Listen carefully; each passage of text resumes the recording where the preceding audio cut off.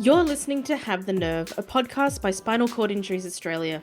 For this episode, we discuss bowel management, from surgical to non-surgical options, digestive management, and what to keep in mind when going out, as well as intimacy.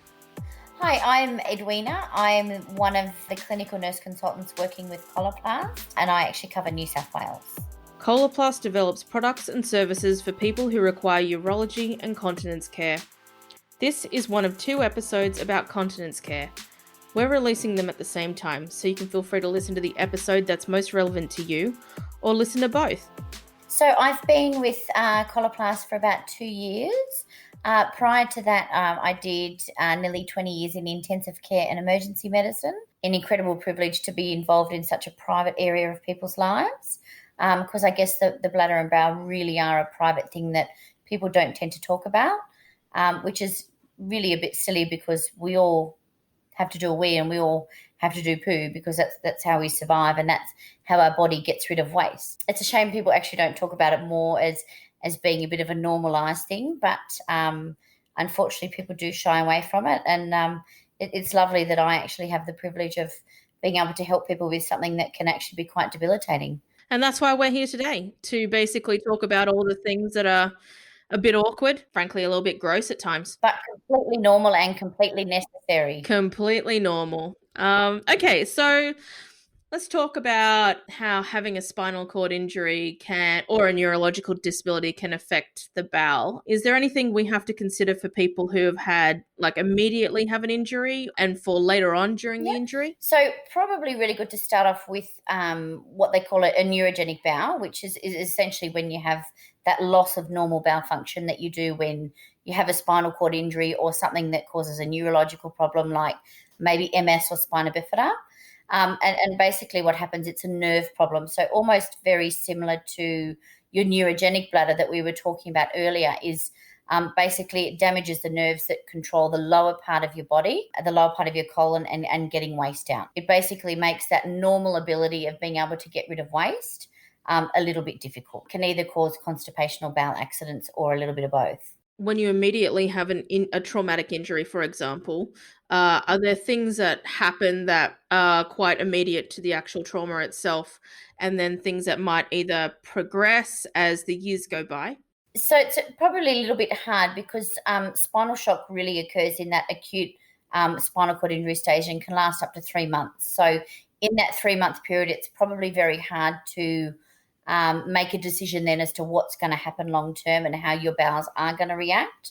The other thing you might find is also people might do really well with their bowels in the beginning, but as time goes on, maybe medications become less effective or treatments become less effective, or, let's be honest, we may get a little bit older, the bowels get a little bit more sluggish, and just may need to be reviewed. Everybody is different. In regards to thinking about muscles and nerves in your bowel, basically if the muscles and the nerves don't work together, your bowel actually isn't going to work properly. The nerves are what control your muscles in your bowel. They're things that signal when your bowel's full, so it registers a stool, and that's what signals when your bowel's full and you need to go to the toilet. And obviously when you damage those nerves, this can actually be interrupted. You'll probably hear me talk about a lot about something called peristalsis. So peristalsis is basically that simple snake movement of the bowel that causes that contraction, that muscle contraction along the bowel to basically push everything through. If we want to be a bit more technical, pushing everything through. So when you have a spinal cord injury, unfortunately those muscles and those nerves don't really work together and you don't get that lovely peristaltic movement to push everything through. Generally when you have a high injury, so let's say we're looking at T12 and above. So T12 is about halfway down your back. There and above, generally you have problems with slower movement, potentially leading to constipation. They don't have the feeling of the bowel being full. A little bit of difficulty sometimes controlling the sphincter. Often people can have trouble actually emptying, whereas often in the lower bowel injury, so T12 and below, the sphincter basically is your anus, so the little opening in your bottom, that often stays open. So what happens is it's really hard to hold the stool in. It's just accidentally emptying the whole time. So that can be one of the other big tackles we have depending on the level of injury. People can definitely have a combination of both. So they can have problems going as well as problems holding it in. So really comes down to the individual and how they're affected, but really can have a huge impact on your quality of life when you can't go to the toilet. It's not just a level of injury issue, it's actually different for literally everyone. So between you having one client to another client, even if they have the same injury, can have completely different toileting methods. Absolutely. And also, taking into account when you've got your incomplete and your complete spinal cord injury. So incomplete is when you've got your bit of damage, your complete is completely severed. So that can really affect it as well as to what type of injury. I think the biggest thing I always take into account is what people were like pre-injury. So pre-injury, maybe, it's actually really normal. A normal bowel movement is anywhere from 3 times a day to 3 times a week. So everybody is different, and the body reacts differently as well. What I like to do is find out what people were doing pre-injury. So maybe they were going to the toilet every 3 days. That was really normal for them. And then their new routine would probably have to, mimic what they were doing pre-injury. So people might actually be a little bit taken aback by hearing you say 3 times a week, for example, as opposed to every day. The gamut of normal is so big. It's absolutely enormous. I mean, I certainly know me. I get up in the morning, I have my coffee. Yeah, a good 20 minutes later, I know I'm ready to go to the toilet. So everybody is completely different and actually functions differently. So there's no standard, yes, it's normal to go every single day and it's normal to do this. So normal is a really broad range. It's figuring out what their normal is.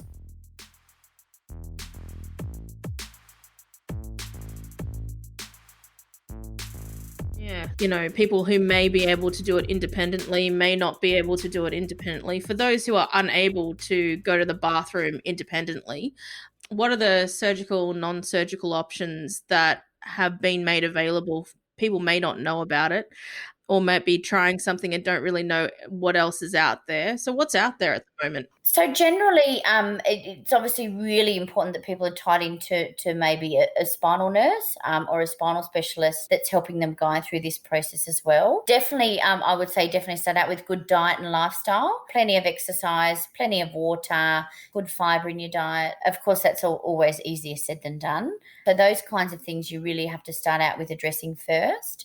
Obviously, then you can go down to your medications. So whether that's oral tablets to help you go to the toilet, oral tablets to soften the stool to help it come out, or whether you then go to enemas, which are basically something that is put in the bottom to help empty your bowels. Often that's where people start out after they have an initial spinal cord injury, that they're done treatment. After a period of time, we may find that it's actually ineffective. It doesn't work for them. Sometimes if you have people with a higher injury, bowel care can be quite difficult. So looking at something, a surgical, a permanent thing like a stoma would definitely be more appropriate. Obviously, it's something that's done in discussion with your healthcare professional to decide what is actually the best option for you.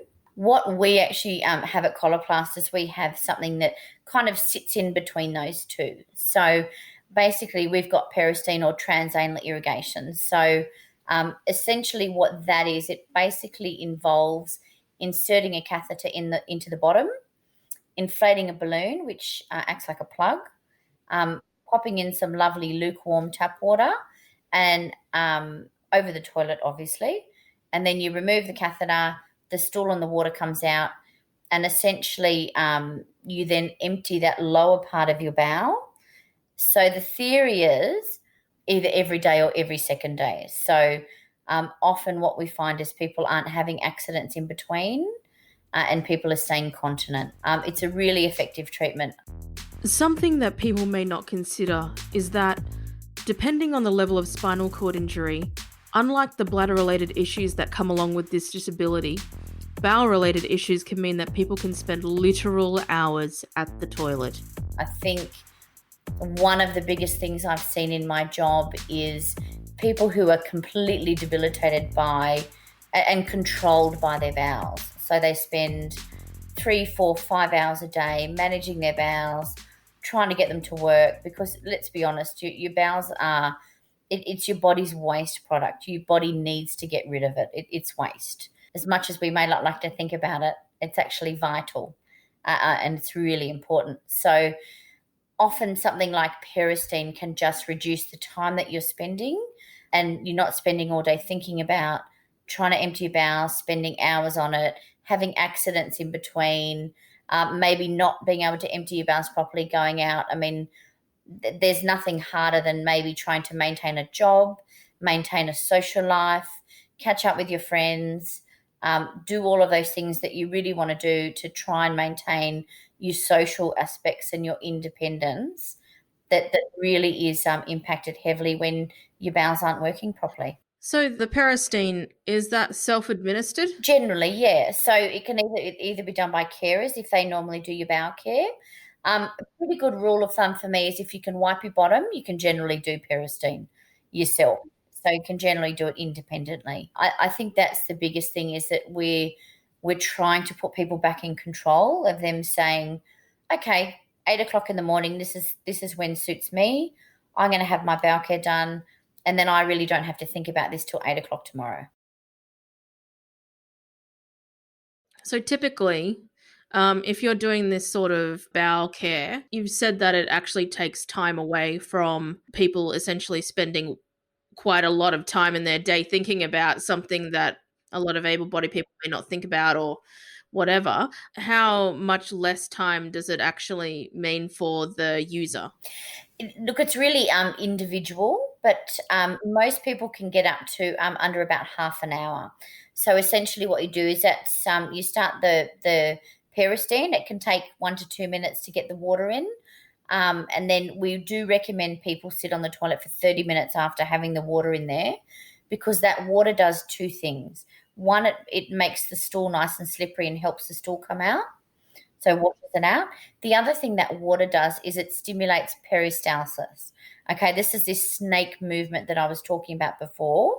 So when you have a spinal cord injury, you don't really have that lovely smooth snake movement that pushes the stool through the bowel. So what the Peristeen actually does, it stimulates that peristaltic movement to get the bowel to kick off and go, right, we're going to empty what's in here. Okay. You touched on how keeping to, I guess, a routine is quite important, to the point where you said it was actually life dependent. Could you talk a little bit more about the risks and, I guess, why essentially it's basically your life depends on this moving through? Well, I mean, I guess looking at your body getting rid of waste, if you've got feces that's staying in your body, what basically happens is you're going to end up with a bowel obstruction. So a bowel obstruction is basically when the feces can't get out, and generally it's a surgical intervention or time in hospital. So a bowel obstruction is a really can be a life-threatening thing, hence why it's really important that we're actually not ending up with bowel obstructions. We're actually emptying our bowels really effectively. Looking at something like Peristeen, obviously it's not quite as invasive as a stoma. So when you have a stoma, it actually requires, it's surgery. It's a surgical opening that they create in the abdomen, which is basically where your feces comes out and it goes into a bag. So that's how a stoma works. So that's a surgical procedure. So with a surgical procedure comes an anaesthetic, comes an operation, and all those other risk factors as well. However, that can obviously sometimes be the most appropriate thing for people depending on their lifestyle and their injury. When you look at the Peristeen, there of course are risks, because it's still an invasive procedure. You're sticking a catheter into your bottom, into your anus. So there is of course a risk of perforation. Basically, a bowel perforation is a medical emergency. It requires emergency surgery. The reason, looking at the risk factors of bowel perforation when you have a colonoscopy is about 1 in 1,000. When you're doing Peristeen, it's 2 in 500,000. The reason I think with Peristeen is that we have clinical nurse consultants. We also work really closely with our clinicians. We have an assessment form that we love all of our patients to have done by a medical professional. We like to have a PR check, which is basically finger in the bottom, to make sure that there's nothing there that's going to cause any excess problems or unnecessary problems. So we kind of are doing all these checks and making sure that it's the most appropriate treatment for people and that it's the safest treatment for people as well. Obviously, there's times when we don't recommend it, when people have current bowel cancer. Pregnancy is not recommended. So there are times when we will actually not recommend. It's not always for everybody. Not one thing and one treatment fits every single person. Everyone is different. But I think we like to make sure that the right people are using our products. So they're going to be successful and they're going to be safe.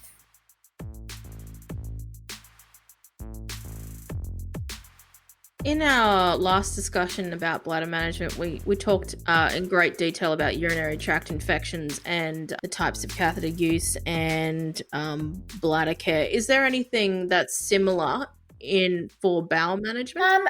Probably not really. Your biggest issues that come in regards to bowel care is hemorrhoids. Hemorrhoids are really common. I would say just about everyone has hemorrhoids.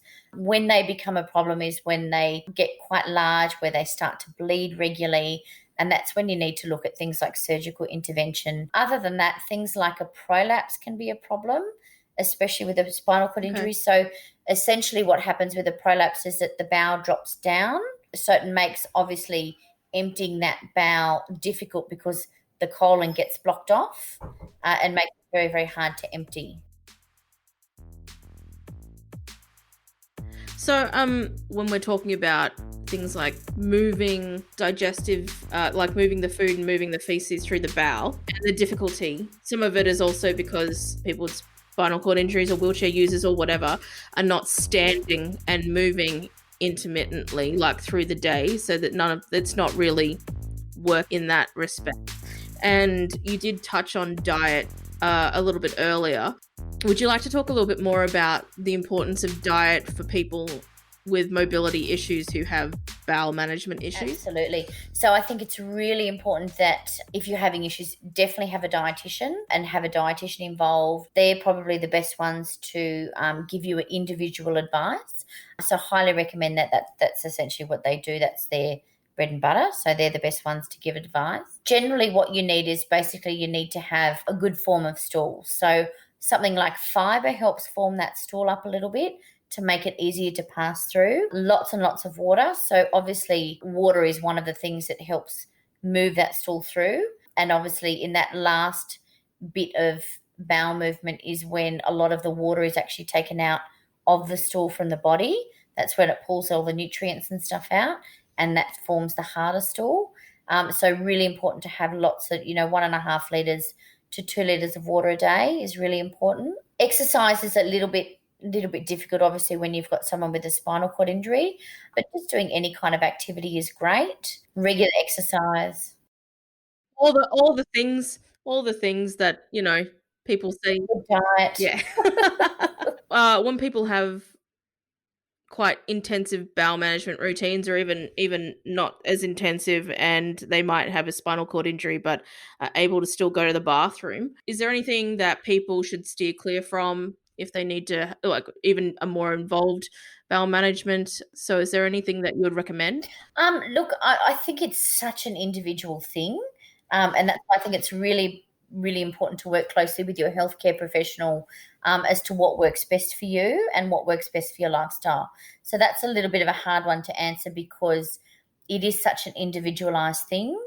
And everyone, and what works for, let's say what works for me wouldn't work for you. So everybody is different. So I could sit here and say that Peristeen is fantastic, it's excellent, but if it's not actually on the right person, it's not going to work. You need to make sure that whatever treatment you're doing is actually suitable for the person that you're prescribing it for. Look at things like mobility, as you were saying before, mobility, if they're sitting in a chair all day, if they don't have access to care workers or support workers to assist them with stuff. So all those things really need to come into play and need to come into the discussions. Because Peristeen may be great, but if they have no one that can do it for them, it's obviously not going to work for them. Okay. Yeah. And is there a difference for any considerations that we need to take men and women individually, or is it the same deal for everybody? Yeah, look, pretty much the same. I mean, there's no huge difference between men and women, not at all. There's pretty much they've both got the same issues. Sometimes that women, the transit time, so that's the time that the stool takes to move through the bowel, can be a little bit slower in women. So men, it's about 1.9 days. Women, it's about 2.4. So it's just a tiny little bit slower for women. But we have every prerogative to take our time with it. So and it's on our time. We can dictate that one. Oh, that's an interesting statistic. So what are the factors there that makes that a little bit different from men? Probably more anatomy and size. So to do with men generally are a little bit bigger and physically a little bit bigger. So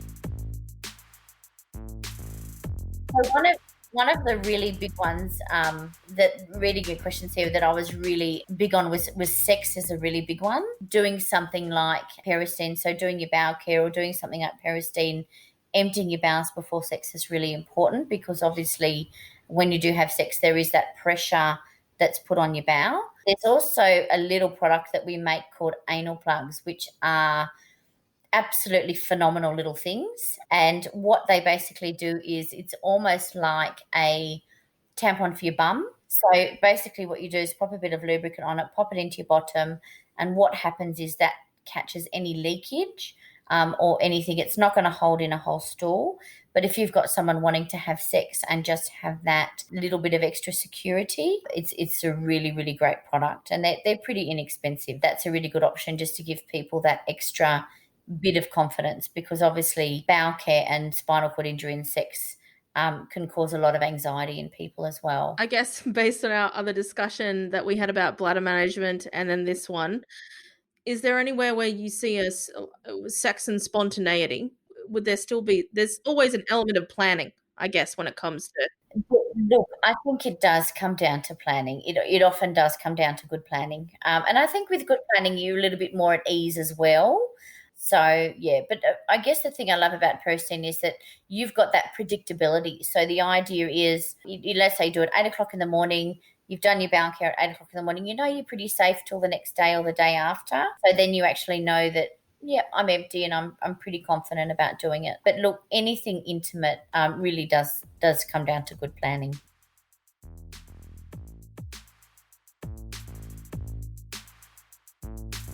So when it comes to things like pregnancy and bowel care, is there anything that we need to keep in mind, especially with the weight of the baby growing? Yeah, so we don't recommend peristeen during pregnancy, so it's something you do have to stop. Reason being that there's just no data on the effect of having that pressure in your bottom and the effect that actually may have on the baby. In regards to pregnancy, I think the biggest thing is really watching your constipation. You do tend to get a little bit more constipated when you're pregnant and making sure you're keeping up your fluids. They're going to be the two really big things to watch when you're pregnant. But it's only for a short period of your life and you get this beautiful, beautiful little package at the end of it. So And for what about children who have a spinal cord injury or neurodisability and they might also have some bowel management care? Is there anything we need to probably take a bit more stock of at this sort of period? absolutely. So often you'll find in adults with your bowel care, when I was talking about those transit times where women are a little bit slower, often people can do their bowel care every second day. So as you're an adult, you can do it every second day. What we find with children is that their digestive systems are just that little bit more immature. So they really need to do it every single day. Trying to do it at the same time.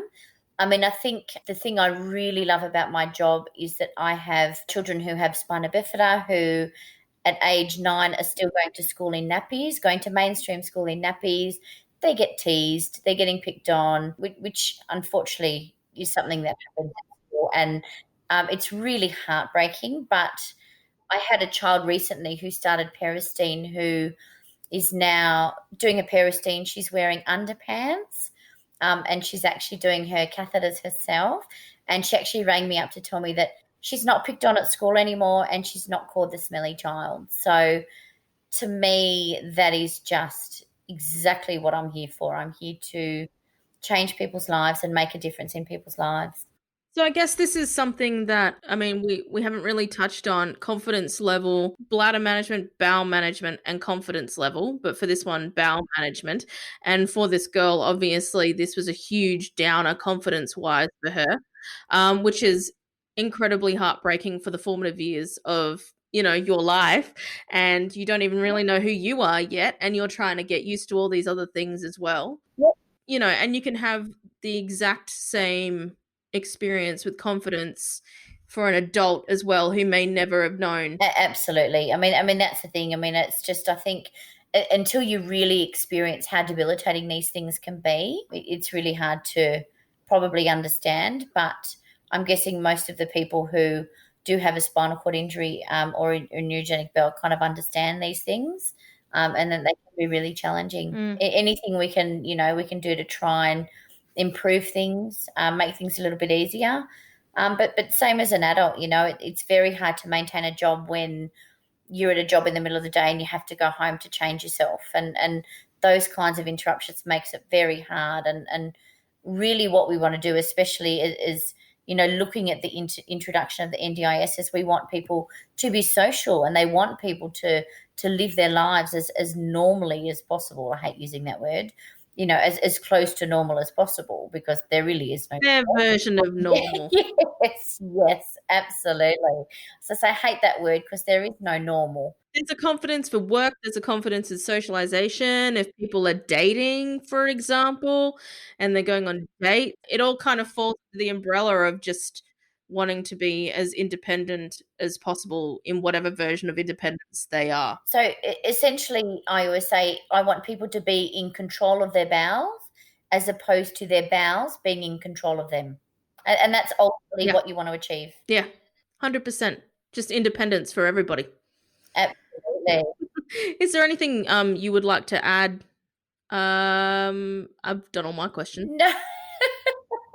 No, look, I think, I'm very happy to answer any questions needed. Coloplast really have an amazing group of people, an amazing number of resources. Get out there and Google it. If you find that you're not happy in your bowel management routine, discuss it with your healthcare professional, have a chat about it.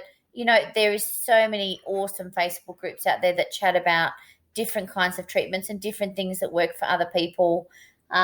So always definitely strive to improve everything, improve your situation. Awesome. Well, thank you very much again. Thank you so much, Edwina. This is really insightful. Absolute pleasure. Look, absolute pleasure, Susan. It's always really fun to come and talk for an hour about poo.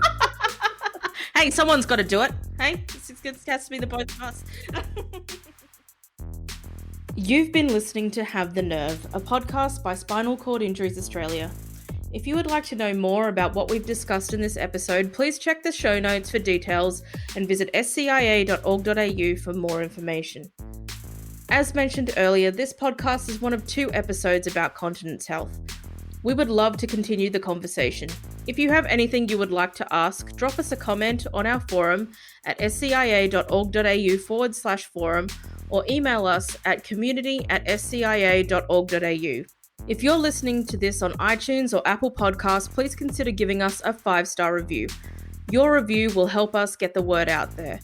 And finally, we're also on social media. You can find Spinal Cord Injuries Australia on Facebook, Instagram, Twitter, and LinkedIn. Thank you for listening.